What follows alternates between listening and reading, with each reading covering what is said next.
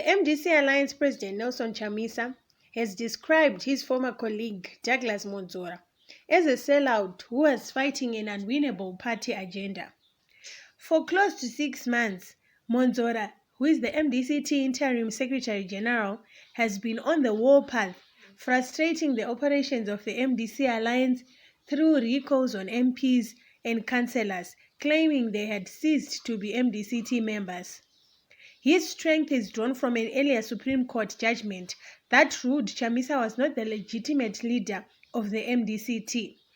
The court judgment placed Thokozani Kupe as the interim president of the party. The MDCT has since been reconfigured using its 2014 structures, and Mwonzora, who had been relegated to Deputy Secretary for International Relations in the MDC Alliance, bounced back as interim Secretary General.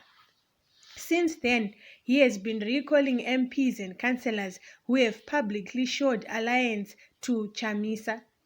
At least 21 MPs and 10 Harare councillors have lost their positions following the recall by MDCT.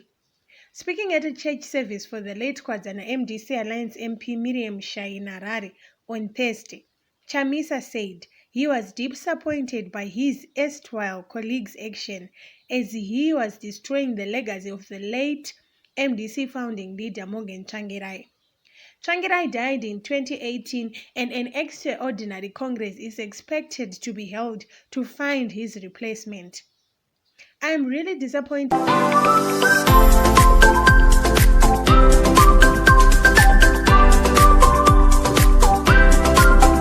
with his level of selfishness and that Mwonzora has sunk so low. He is claiming to defend the legacy of the late Tsvangirayi by destroying what he, Tsvangirayi, has built. You claim you want to defend his legacy when you do not even know the origins of Tsvangirayi, Chamisa told his mourners. Mwonzora, we picked you from the wilderness and now you want to be more MDC than us. Just because you are pursuing a petty agenda, an agenda which you are not even going to win. MDC supporters picked it long back. Mwonzora was a sellout and they urged me to expel him from the party, but I called for patience. I said, let's not expel him from the party. Let's give him a long rope to hang himself. Look where he is now. How can you defend the legacy of Tsvangirayi when you do not want to be part of the MDC Alliance, which Tsvangirayi laid the foundation?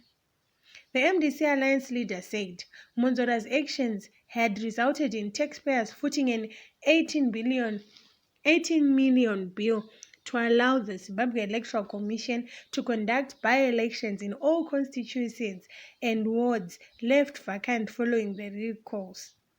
ZEC announced this week that it required 18 million to conduct by-elections now set for 5 December 2020. Look at how much the unwarranted recalls by Abita Mwonzora are now costing the taxpayers. Why do you want to condemn the whole country into a by-election? What kind of a country is it that always stays in an election mode? Worse, Mnangagwa is an accomplice who just says, let's go for elections, knowing very well that nurses and doctors need money. Hospitals have no medication. Why not use that 18 million? Why should we be in an election country? Why should we be electioning all the time? Or are the by-elections going to help us to sort out the crisis in this country? Mrs. Mushai will be buried this Friday in Magunje.